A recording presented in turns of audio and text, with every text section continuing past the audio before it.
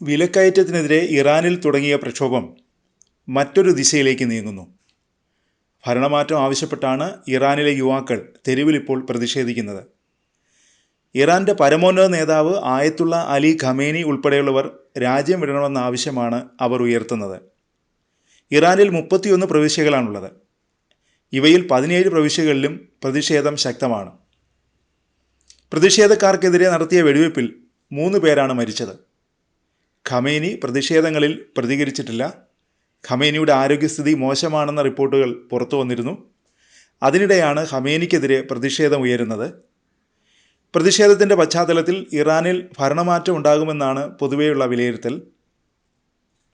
ഖമേനിയുടെ പിൻഗാമി ആരാകുമെന്നും ലോകം ഉറ്റുനോക്കുന്നുണ്ട്. ഇറാൻ്റെ സർവാധികാരിയാണ് പരമോന്നത നേതാവ്. അതിനാൽ ഇന്ത്യ ഉൾപ്പെടെയുള്ള രാജ്യങ്ങൾക്കും നിർണായകമാണത്.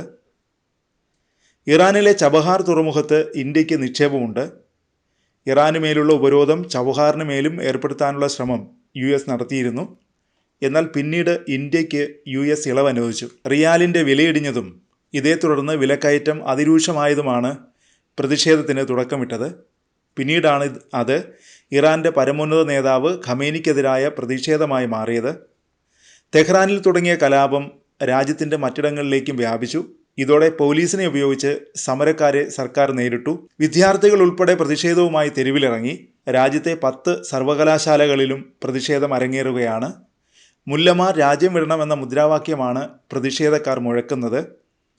വിലക്കയറ്റത്തിനെതിരെ ഇറാനിലെ വ്യാപാരികളാണ് ഡിസംബർ 27-ന് പ്രതിഷേധം തുടങ്ങിയത്. അത് മറ്റിടങ്ങളിലേക്കും വ്യാപിച്ചു. രാജ്യം വിലക്കയറ്റത്തിലേക്കും സാമ്പത്തിക മാന്ദ്യത്തിലേക്കും വീണു. ജനങ്ങൾ വീർപ്പുമുട്ടി തുടങ്ങിയതോടെയാണ് പ്രതിഷേധങ്ങൾ അരങ്ങേറാൻ തുടങ്ങിയത്.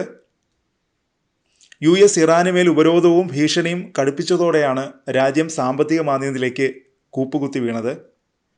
അതിനിടെ ഇറാൻ കേന്ദ്ര ബാങ്കിൻ്റെ ഗവർണർ മുഹമ്മദ് റെയ്സ ഫർസീൻ രാജിവെച്ചു. ഇറാൻ്റെ കറൻസി തകർന്നടിഞ്ഞതിനെ തുടർന്നായിരുന്നു രാജി. പ്രക്ഷോഭകരെ ഇറാൻ സർക്കാർ അടിച്ചമർത്താൻ ശ്രമിച്ചു. ഇത് തിരിച്ചടിയായി. പ്രതിഷേധം കുറയുകയല്ല, ശക്തമാവുകയാണ് ചെയ്തത്. വിലക്കയറ്റത്തിനെതിരെയുള്ള ജനകീയ പ്രക്ഷോഭം വൈകാതെ ഖമേനി ഭരണകൂടത്തിനെതിരെ തിരിഞ്ഞു. പ്രക്ഷോഭകാരികളുമായി ചർച്ച നടത്താൻ ആഭ്യന്തരമന്ത്രിയോട് പ്രസിഡന്റ് മസൂദ് പെസഷ്കിയാൻ ആവശ്യപ്പെട്ടു. ചർച്ചയിലൂടെ പ്രശ്നങ്ങൾ പരിഹരിക്കാമെന്നും പെസഷ്കിയാൻ അറിയിച്ചു. അതിനിടെ ഇറാനിലെ സർക്കാർ വിരുദ്ധ പ്രക്ഷോഭത്തിന് പിന്തുണയുമായി US രംഗത്ത് വന്നു. തെഹ്റാൻ സർവകലാശാലയിൽ പ്രതിഷേധിക്കുന്ന വിദ്യാർത്ഥികളുടെ ദൃശ്യങ്ങൾ Xൽ US സ്റ്റേറ്റ് ഡിപ്പാർട്ട്മെൻറ്റ് പങ്കുവച്ചു. വിദ്യാർത്ഥികളുടെ മൗലികാവകാശങ്ങൾ ലംഘിക്കരുതെന്നും US ആവശ്യപ്പെട്ടു. പല നഗരങ്ങളിലും പ്രതിഷേധക്കാരും സുരക്ഷാസേനയും തമ്മിൽ ഏറ്റുമുട്ടലുണ്ടായി. ഇസ്ലാമിക് റിപ്പബ്ലിക്കിൻ്റെ പതാക കത്തിച്ചും ഖമേനി വിരുദ്ധ മുദ്രാവാക്യം മുഴക്കിയുമാണ് പ്രതിഷേധക്കാർ തെരുവിൽ പ്രകടനം നടത്തുന്നത്. ഈ സാഹചര്യം മുതലെടുക്കാനുള്ള ശ്രമത്തിലാണ് US എന്നും റിപ്പോർട്ടുകൾ പറയുന്നു. എന്നാൽ രാജ്യത്തിൻ്റെ ആഭ്യന്തര കാര്യങ്ങളിൽ ഇടപെടരുതെന്ന് ഇറാൻ US മുന്നറിയിപ്പ് നൽകിയിട്ടുണ്ട്.